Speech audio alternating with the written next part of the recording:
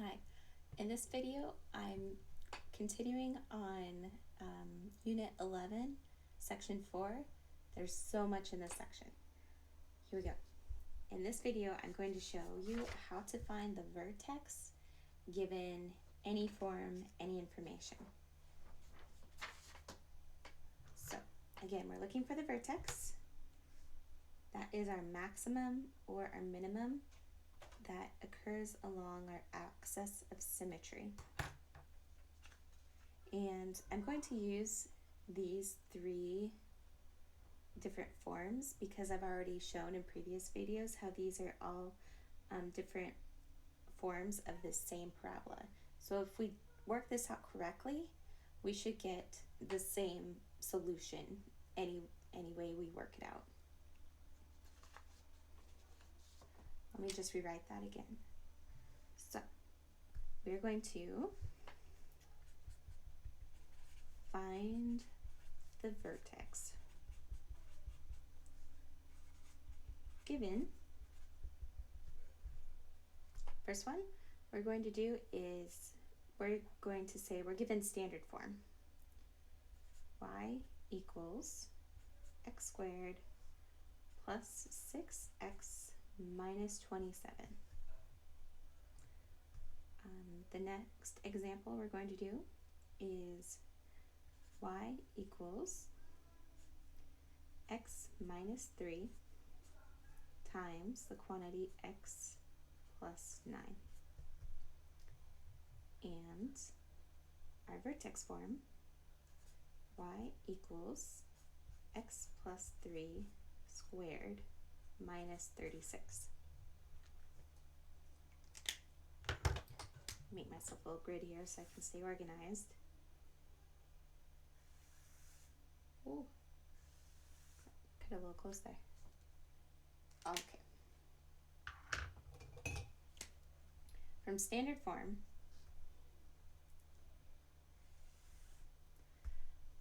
in this section of work, you are given a new formula you can use. You can use that the vertex occurs where x equals negative b divided by 2a.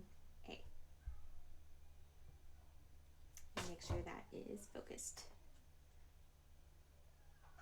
There we go. That's a little bit better.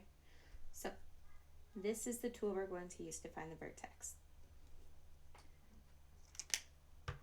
In this situation,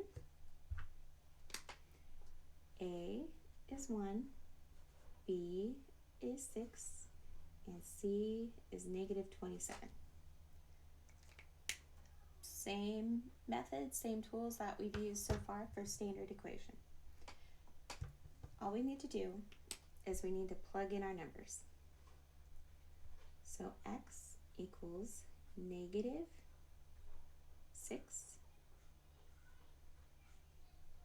divided by 2 times a. The parentheses show that I substituted, and now I just need to simplify. And I do want to point out, the thing students miss most is if there's a negative here. A negative a value, it gets a little bit lost in the math. Negative b value or a value. It gets a little bit tricky. What I recommend is you just count your number of negatives. Here I only have one negative. It's an odd, so my final solution will be negative. Just going to simplify that, and I get negative 6 over 2, which simplifies again to negative 3. So my vertex occurs where x equals negative 3. But what does y equal? Because the vertex is a point. So there should always be an x value and there should always be a y value. It's a point. We need x comma y. We solve for x. The way to solve for y is we just see what we get when we plug in negative 3. Let's do that. Y equals negative 3 squared plus 6 times negative 3 minus 27. That equals 9 minus 18 minus 27. Put it all together, and we get negative 36. So when x is negative 3, y is negative 36. I typically spend about almost 2 classes just working on this part. So if it seems like I just blew through that really quickly, I did. In class, you would typically get a lot more practice and a lot more help with this. So just a heads up, if it seems fast and intense and crazy, don't worry, it is. But the good news is on all of these quadratic problems, we end up spending almost a full semester working on just this type of stuff in Algebra 2. So this comes back, you're not expected to be a pro at this in Algebra 1. It's more of an introduction, so you have a better idea of what I'm talking about in Algebra 2. Now, back to work here. We're looking for the vertex. We want it to be a point. Our point, x comma y, is negative 3 comma negative 36. There it is. A little bit hard to read, but there it is. So if we work out the rest of these correctly, we should get, we should get the same point. If you're given something that looks like this, or you're just given 2 points,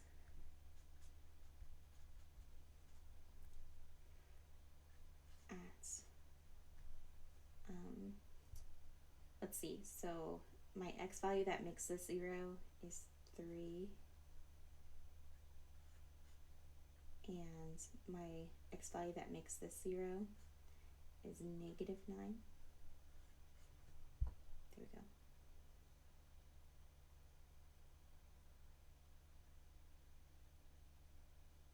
Okay. I was just working out in my head real quick to make sure I didn't make any mistakes, but we're good. All right. For linear pieces or factored form, we want to consider where the x-intercepts are. It's really easy to find the x-intercepts from factored form. That's the whole beauty of it. And what we're going to do is we're going to average our x-intercepts. I have 3 and I have 9. So the average between 3 and 9, you can either, I've had some students who just use a number line and they work their way in, or you can say, if I want the average of 3 and negative 9, I'm going to add them together and divide by 2, just like you're averaging your test scores or something like that. Please don't get a negative 9 test score. Here we go. 3 plus negative 9 is negative 6. Divide by 2. And our x value is negative 3. We got negative 3 again, so it's looking good. To find the y value, we want to know what's the output when x equals 3, negative 3. So we'll just do that. Y equals negative 3 minus 3 and negative 3 plus 9. Negative 3 minus 3 here. Ooh, I'm going to run out of room. Is negative 6 times negative 3 plus 9, positive 6. That all equals negative 36. So that works out. We got x is negative 3, y is negative 36. Just going to write it again for good measure. Negative 3, negative 36.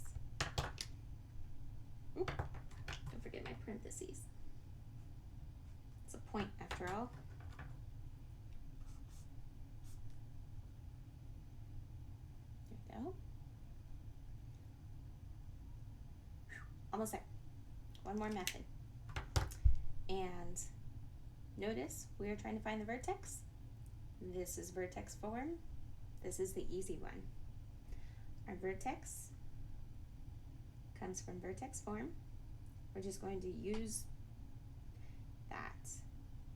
Y equals x minus h squared plus k. And the vertex exists at h comma k. So all we have to look at here, what's our h value? What's our k value?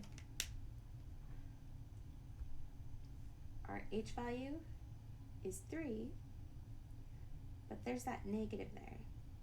So we need to be careful. We need to flip the sign. It's negative 3.